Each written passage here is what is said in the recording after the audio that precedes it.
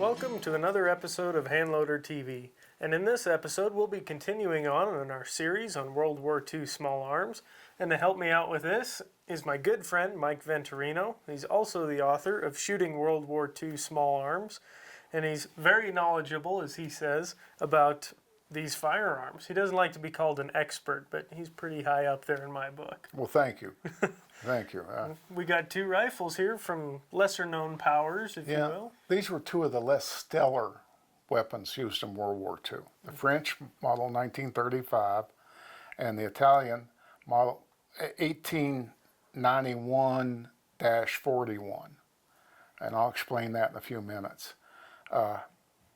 Neither one of them were exemplary infantry rifles.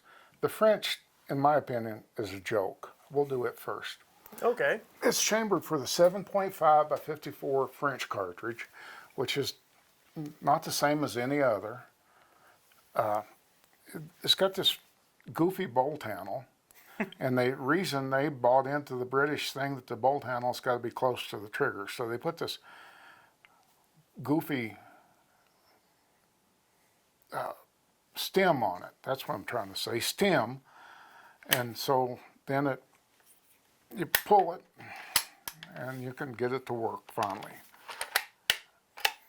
The rear sight is great for elevation. You move it in those marks and it raises. That's kind of interesting. Yeah, it's a very good rear sight. Has no adjustment for windage, nothing. Usually then, like in a German rifle, they won't have adjustment for windage in the rear sight, but that you can move the front sight. Somebody explained to me how you get to that front sight to move it. I guess you'd have to remove the hood if it's removable. Yeah, and then if you try to adjust it and don't get it right, you got to go take it apart again and try again. I just don't think the French were thinking when they made this rifle. And it has no safety, you know. So no windage adjustments for the sights, no safety, and and I did handle this a little bit beforehand. That bolt handle is so far forward, it's almost, me being an American, it's almost awkward to try and manipulate it. So I agree 100%. Now get this though. This is the time when bayonets were still being used, right? Mm-hmm. They were going out of style, but they're still being used. This is the French's idea of a bayonet. And it wobbles. Somebody could grab that and break it right out of there. You know, I wouldn't want to get stuck with it, but I wouldn't have much respect for it. It's a lot different from a Japanese bayonet. Those people meant to stick you. yeah, it was intended to be used. This one almost looks like it's for show. So I fired it. I've got 100 rounds of brass for it. You can load it up okay. To be honest with you, I don't remember what my load is. It's in that book. I couldn't tell you right now. Okay. Well, all the more reason to pick up the book, right? That's it. I'm selling books. Now, the Carcano has a miserable reputation. They don't deserve it. Okay. They're supposed to be totally inaccurate. Well, they're not so inaccurate when you put the right bullet in them. Everybody thinks 6.5 stands for 2.64-inch bullets. The whole world thinks that. The Italians didn't. They used 2.67 to 2.68 diameter bullets in it. So you put a 2.64-inch bullet in it, and it might hit a garbage can at 50 yards. And that's why they got such a lousy reputation. Now, they did deserve a lousy reputation for a lot of things. Like this action is clubby. You got to be meaning to work this bolt to get it to work. But that's what they did. This is a safety. See, it locks it that way. Locks up the bolt. Yeah. Now if I can get it unlocked, doesn't matter. This sight is a strange sight. It's the only rotary sight I've ever seen on a rifle. It's zeroed at 300 yards, and then you push this back, then you have another sight, and you push it forward. It's stiff. Oh, you have to press the button, I forgot that. And you press it, and you can go up to 1,000. Well, these would have been meters, Meters. but it is zeroed for 300 yards. I've shot it and hit steel with it at 300 yards. Wow. The front sight's driftable for windage. I haven't actually zeroed it. As I remember, it hits a little bit left, but that's fixable. The cartridge, hand me the cartridge. This is interesting. The Italians developed this to use an in-block loader. It's the same idea as a M1 Garand. It goes into the rifle. When the last round is chambered, the in-block loader falls out the bottom of the rifle. It works. In that picture, had my wife take a picture of me chambering the last round, and the clips in the air falling out of the bottom of the Carcano. Their standard load used a very long round-nosed bullet, 160 grain bullet. These are Hornady sporting bullets at about 2,300 feet per second. It wasn't very fast, and they didn't change it. When other nations went to Spitzers, they ignored it. I said the British, and one thing we did, I said the British didn't want to hurt anybody. I kind of think that for the Italians too. They weren't really interested in shooting people very much. Of course, I'm Italian, so I'm going to defend them. See? Oh, okay. It is an interesting rifle. I've never seen a sight like that before. Backing up to that, that is very interesting. That's true. And I'd like to say one more thing about this. This is not the usual 1891 Carcano. That was their standard rifle. It had a 30 or 31 inch barrel. This one's got a 27 inch barrel. And I ordered it off Gunbroker, and it was advertised as an 1891. And I got it, and I said, this isn't an 1891. What is it? I did some research. This is a Model 41, or sometimes called the Model 1891/41. And that sight is the only time the Italians used it is on the 41s. Oh, okay. And the barrel length is 3 inches shorter. Now, why they made this rifle, I'll never know. Why they went to the trouble of changing things. But it actually is a pretty good rifle. I will put it up against most World War II rifles as far as accuracy goes, with just open sights. Really? Oh, that speaks a lot. That doesn't count for Springfields. I won't put it against the Springfield. No way. Well, we talked about those already, and we know how you feel about the Springfield. So. That's right. It's hard to beat Springfield. So that's the two, what I consider the least stellar rifles of World War II. Now, is there any special care or notes on that, or? No, pull the bolt out, run a cleaning patch through it, oil the bolt back up, and you're ready to go. It's got, I don't know if this is a black painted finish or if that's blued.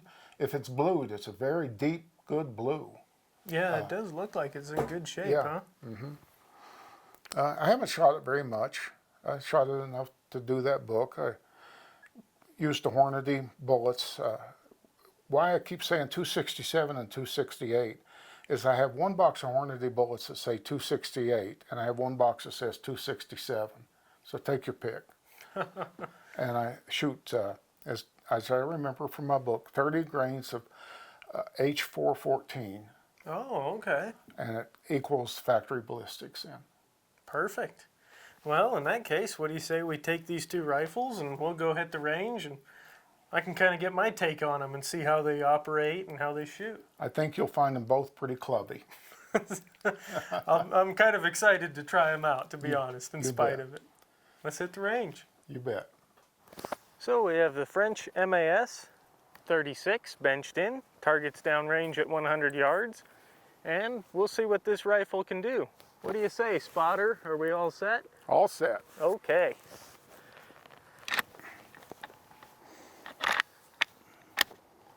It's kind of clunky feeling. All right.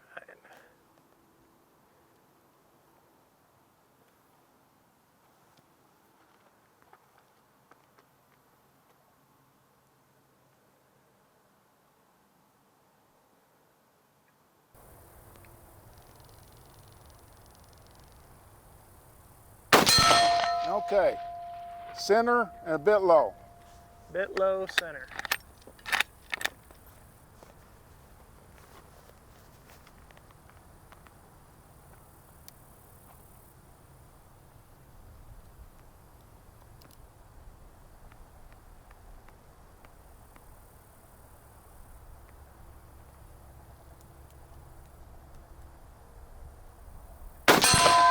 Okay, that's to the right, about 4 inches from the other shot, a little bit lower too.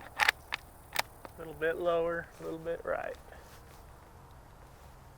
That front sight obscures about 3/4 of the target. It's kind of hard to pick a pinpoint aiming spot.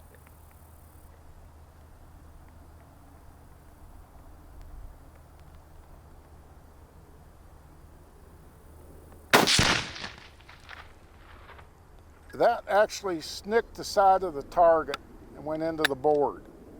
Better okay. hold center for this next shot. Will do.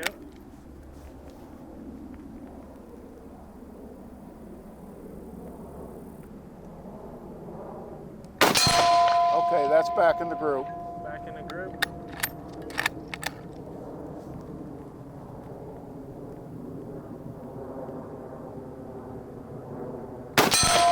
Okay, that almost touched the last shot. All right. Well, what do you say? Should I shoot one more and redeem that miss? I couldn't hear you. You want me to shoot one more and redeem that miss? Yeah, go ahead. Okay.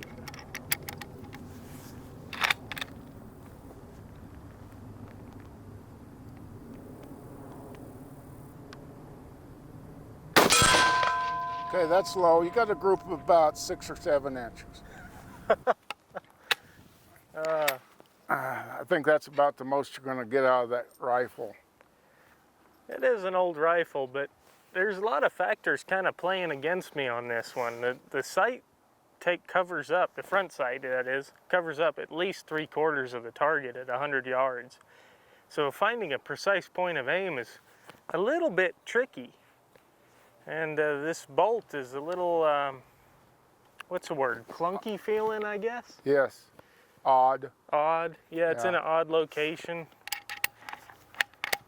I mean, it's right there. You'd think it'd be real easy, but when I go to hit a bolt, I like to hit it with my palm, the bottom of my palm, not where my fingers are. And that's kind of about where it is. And it wouldn't be bad if the bolt was nice and smooth and I could use my fingers, but really it's kind of stiff and I want to get my palm up in there in order to work it. So we have the Carcano benched in and the target's down there at 100 yards and Mike's spotting for me. You all set? All set. All right, let's see what this Italian rifle can do.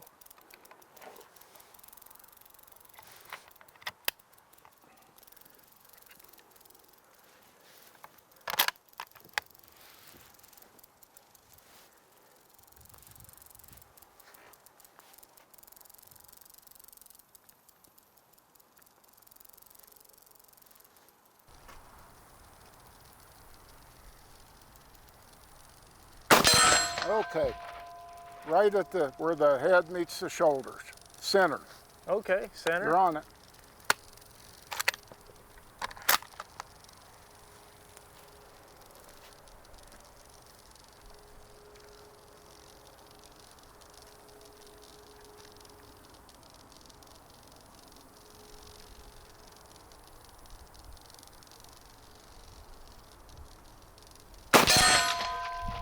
Same place. That's pretty good shooting.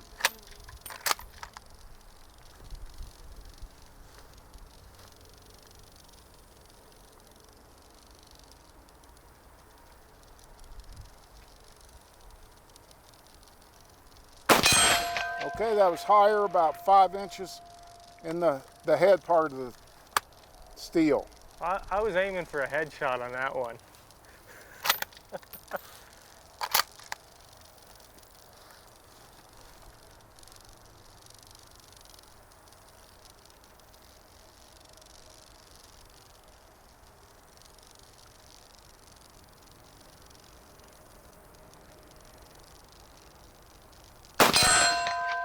Right in line with the others.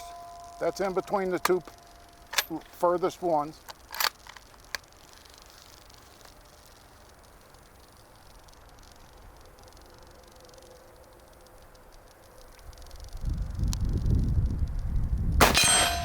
That hit one of your other marks, the highest mark. All right, and there's 5 shots through it. Very nice. Very nice. So we're back from the range now after shooting all of these infantry rifles individually, and we'll have separate videos covering each of these. But I thought for the end of each of those, we'd talk about them as a whole and kind of compare and contrast. And you may notice that one of these infantry rifles is missing. And that would be the 1903 Springfield. We just didn't lay it on this table because everybody that shoots to one degree or the other has to know that Springfields are fine rifles. And they proved that to us again. It sure did. You know, I was very impressed with the accuracy of the 1903 Springfield, and you almost kind of come to expect it. I mean, so long as the barrel looks good, it's going to shoot good. That's it. And another surprising factor, though, was this 1917. These things get a bad rap. The Springfields are known for their accuracy, and the Enfields are known for being mediocre. Well, there are mediocre Enfields, although this isn't really an Enfield, it's a US 1917. You got me calling them Enfields again, Jeremiah. I'm starting you on a bad habit, aren't I? These 1917s are fine rifles. This thing shot just as good as you could expect most sporting rifles to shoot. The quality is excellent. This is made by Remington, by the way. Winchester made them, and then a subsidiary of Remington made them that was called Eddystone. The Remingtons are fine rifles, and we proved that when Jeremiah was shooting them on steel targets. Yeah, I was really impressed with it. And as far as the sights go, I actually kind of prefer these sights a little bit over the 1903 Springfield sights. Not to say I couldn't hit or didn't shoot well with the 1903, but these are nice sights. They're good sights. They were British designed. Yeah. I hate to give them much credit, but they did design the sights. Well, they designed the whole rifle. But I much prefer these sights to open sights. Me too. And they are a British designed rifle, and that's kind of where that Enfield name came along. That's right. But they are a 1917. It's good to clarify that. There's one thing I have to stress. Most people are going to look at this Carcano in here and say, what in the world are they doing with that? Those Carcanos are junk. Well, they're not. They got a bad rap worse than the Remingtons. Most people have been shooting junk ammo in them. It's 6.5 millimeter, so they're shooting .264 diameter bullets in them. The Carcanos are made for .267 diameter bullets or .268 diameter bullets. How'd this one shoot for you? I was really impressed with it. Yeah. It's a clunky gun. It's no Springfield. It's no Mauser. But they will shoot. They are not junk. Well, you know, to make a comparison, even though we didn't shoot the Mosin infantry rifle version, we did shoot the short rifle, the carbine. The action, comparing the action and stuff and the workings of that, I would take the Carcano over Mosin any day. In all honesty, I really liked it. And then, of course, we have the darling of the U.S. military in World War II, the M1 Grand. Yes, nobody can fault an M1 Grand. I think if you went around a bunch of World War II veterans and you made snide remarks about the Grand, you'd get beat up. Yeah, I believe it, and probably rightfully so. You know, it is an amazing rifle. And one thing we should really stress, these are old rifles. The 1903 that we shot on the range was 100 years old this year. And this 1917 is at least 102 years old. At least 102. Could be 104.